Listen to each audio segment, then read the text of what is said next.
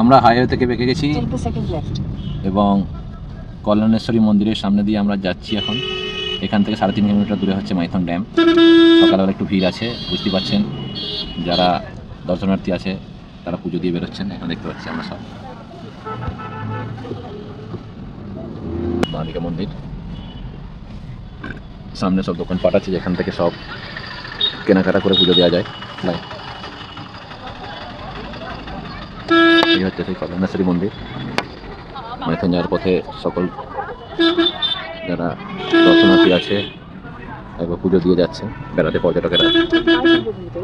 সকালে একটু ভিড় আছে, বুঝতে পারছেন। এটা একটু ভিড় হয়, দোকানপাট অনেক বসেছে এবং শীতের সময় লোকজনের সংখ্যা অনেক বেশি, যেহেতু রবিবারের দিন। আমরা মাইথন ঢুকছি, ঢোকার জন্য একটা চার্জেস লাগে, সেই চার্জেস আমরা দিয়ে যাচ্ছি বিল সমেত। সেটা 150 টাকা লাগে, আমরা দিলাম 150 টাকা। আস্তে আস্তে ঢুকছি।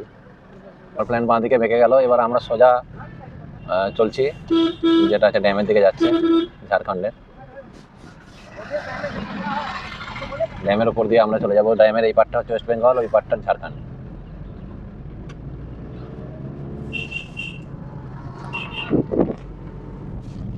দুদিকে পাহাড়ে ঘেরা, অল্প ছোট পাহাড় আছে এবং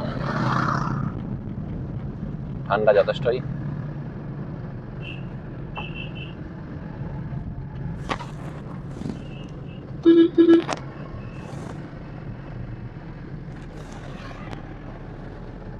এখানে টুরিস্ট বাসে করে আসা হোক আর যাই হোক, মেন প্রধান টোটো এবং অটো এর সাহায্যে এখানকার যারা পর্যটক আছেন তারা ঘুরে বেড়ান। সামনে দেখুন, এখানে আমরা দেখতে পাচ্ছি পাহাড়। এটা জাস্ট মাইথন ঢোকার মুখেই পড়ছে। এবার আমরা ড্যামের দিকে যাচ্ছি।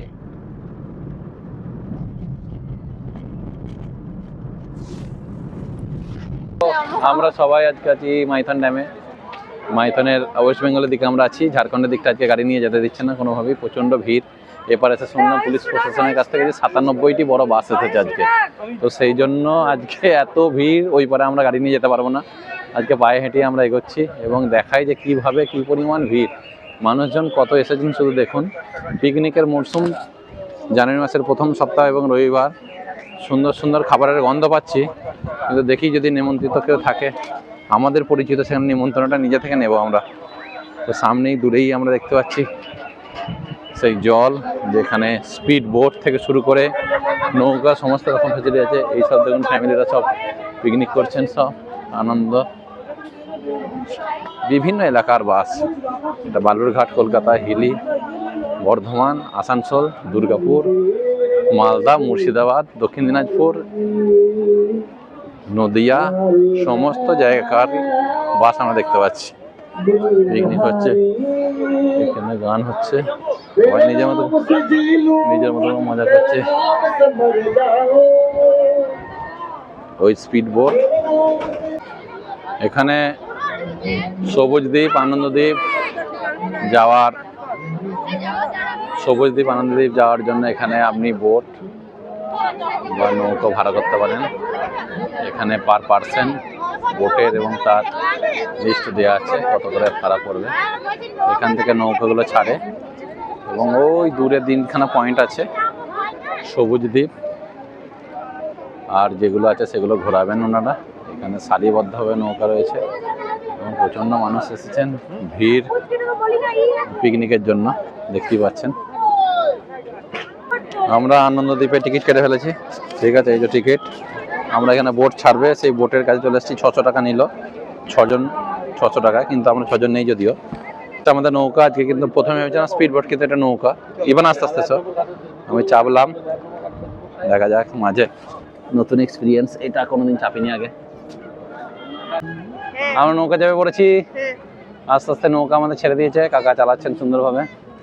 এদিকে পাড়টা থেকে আস্তে আস্তে দূরে সরে যাচ্ছি। পাড়ে অনেক ব্যক্তি অধীর আগ্রহে দাঁড়িয়ে আছেন, তারাও চাপবেন বলে টিকিট কেটে। আর কত বাস এসেছে দেখুন, 97টা বড় বাস আজকে এসেছে, পুলিশ প্রশাসন জানালেন।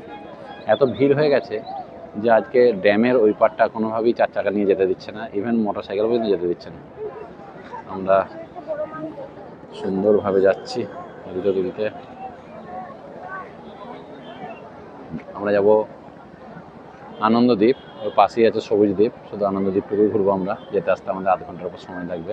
ওখানে কিছুক্ষণ হল্ট করবেন, ওখানে খাবার দাবারের দোকান থেকে শুরু করে ঘোরার, ছবি তোলার বিভিন্ন জায়গা আছে। সমস্ত জিনিসটা আমরা উপভোগ করবো আস্তে আস্তে এবং আপনাদেরকে দেখাবো।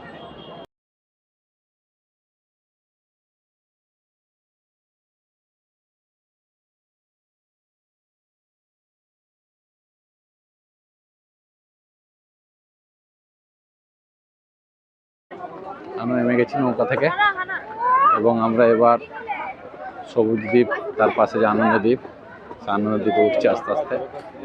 অলরেডি বহু মানুষজন এখানে আছেন আগে থেকেই এবং নৌকার সাহায্যে এখানে আসছেন সবাই। আসার পর নৌকা কিছুক্ষণ টাইম দিচ্ছে, সেই টাইমের পরে আবার তারাই ফেরত নিয়ে চলে যাবেন এখান থেকে।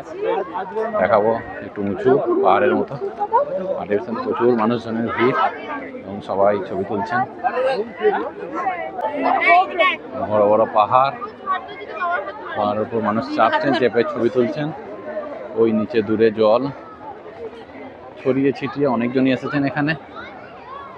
একটা শীতের সকাল অনুভব করছেন, যদিও দুপুর হয়ে গেছে 12টার উপর, কিন্তু ঠান্ডা আছে। সব জায়গায় মানুষ ছবি তুলছেন। এইভাবে আমরা গুটি গুটি পায়ে উঠছি আস্তে আস্তে করে উঁচু দিয়ে, ছোট ছোট পাহাড়ের মতো টিলা।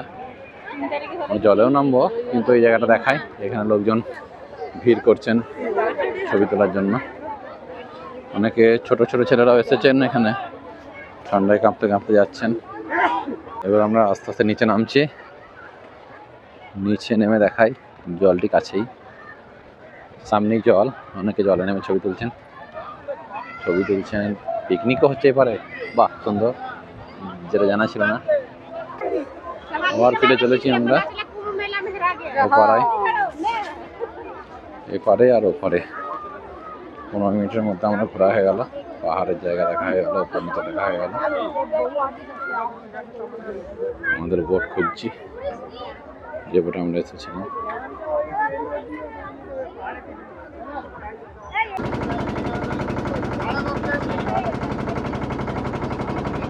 কেমন লাগছে? মজা হচ্ছে তো? যা, এসেছিলাম নৌকোতে, এখন আমরা ভুটভুটি ভ্যানে চেপে যাচ্ছি। সময় কম লাগে, 5 মিনিটের মধ্যে পৌঁছে যাবো। পাশে আবার একটা আসছে, দেখতে পাচ্ছি এখান থেকে পাশেই।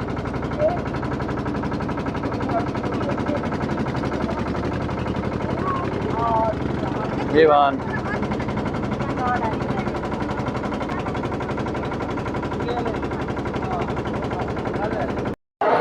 প্রচণ্ড হাওয়া দিচ্ছে, ঠান্ডা, টুপিটা মাথায় দিলাম একটু ওই জন্য।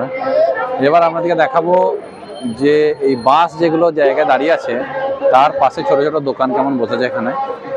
এখানে লোকাল লোকজনেরা ব্যাগ পত্র থেকে শুরু করে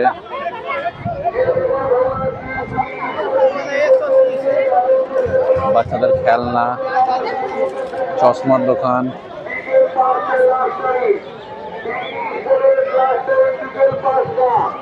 কানের দুল, আংটি, এছাড়া বিভিন্ন রকম খাবারের ছোট ছোট স্টল এখানে আমরা দেখতে পাচ্ছি।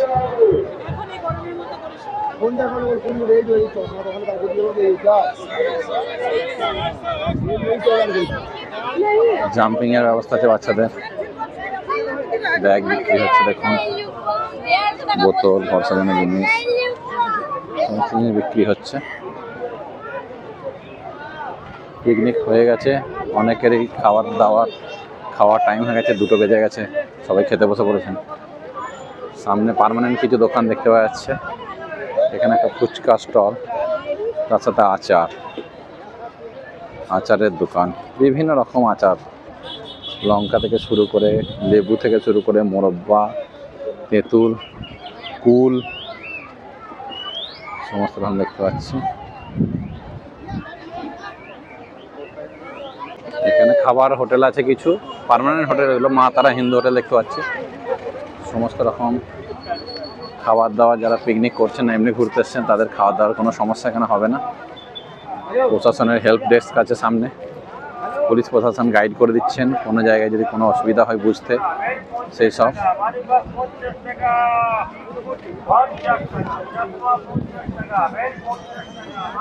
চলেছি আমরা গাড়ির দিকে, ফিরবো এবার।